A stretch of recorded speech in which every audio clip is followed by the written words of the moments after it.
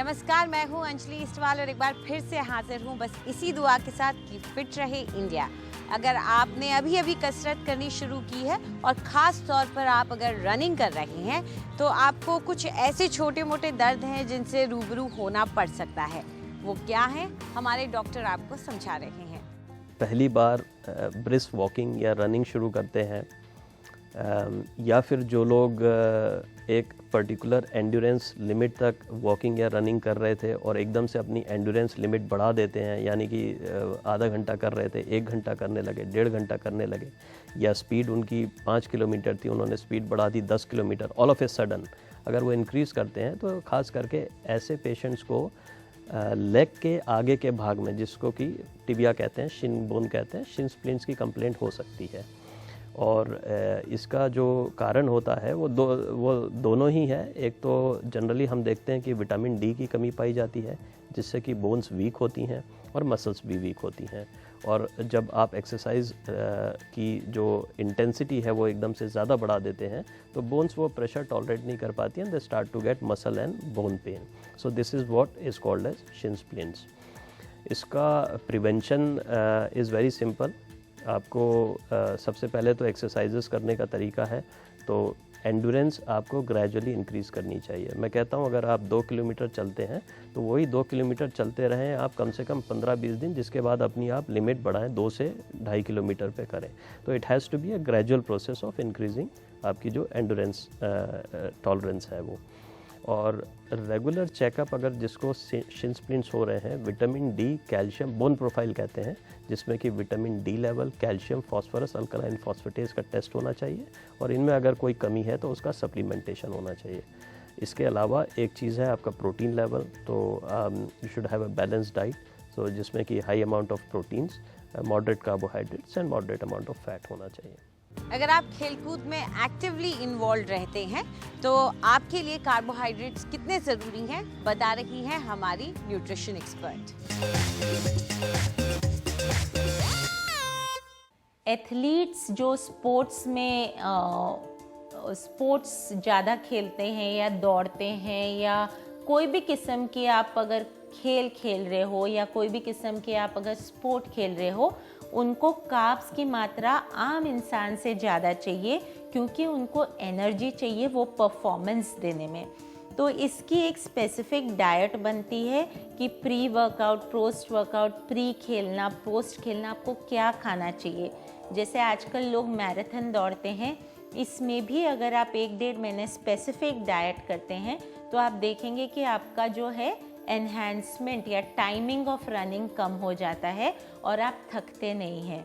तो एथलीट्स को बहुत ही हाई मात्रा में कार्ब्स चाहिए, जैसे कि शकरकंदी हो गया, चावल हो गया, सिंपल कार्ब्स जैसे आपका पास्ता हो गया, स्पेगेटी हो गया, ये सब बहुत बेनिफिशियल होते हैं क्योंकि उनके लिए इंस्टेंट एनर्जी जो होती है वो काम करती है और जो वो खेल खेलते हैं या वर्कआउट करते हैं या परफॉर्मेंस देते हैं उसमें वो एनर्जी एनहांस कर देती है उनके परफॉर्मेंस को।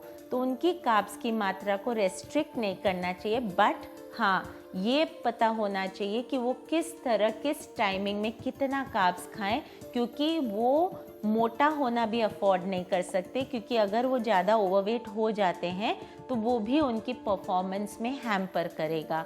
तो सब कुछ देखते हुए अगर एक डाइट बनाई जाती है जिसमें कार्ब्स ज़्यादा होता है, प्रोटीन्स भी होते हैं और फैट भी होते हैं, तो परफॉर्मेंस डेफिनेटली एनहांस हो जाती है। सर्दियों में जो त्वचा में टैन हो जाता है उसे कैसे दूर करें और वो भी कद्दू की मदद से, ये बता रही है हमारी ब्यूटी एक्सपर्ट।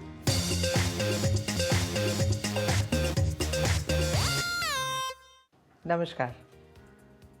सर्दियों में धूप में बैठने का अपना ही मज़ा है और मुझे याद है बचपन में 2 चीज़ें हम अक्सर करा करते थे, धूप में बैठना और संतरे खाना, यानी कि vitamin D and vitamin C दोनों का इकट्ठा ही पा लेना।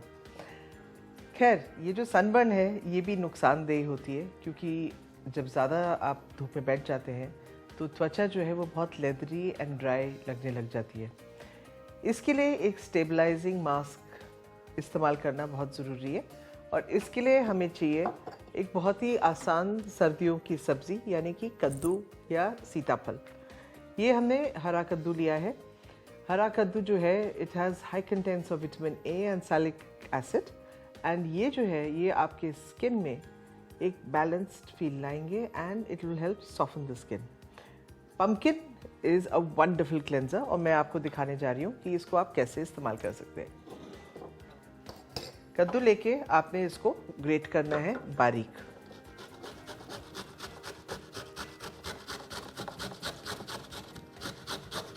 Say about a teaspoon, teaspoon and a half should be more than enough. इसमें एक और खासियत है कि ये ड्राइनेस को कम कर देती है, तो जो भी यूवी रेज के नेगेटिव इफ़ेक्ट्स हैं उसको ये न्यूट्रलाइज कर देंगे।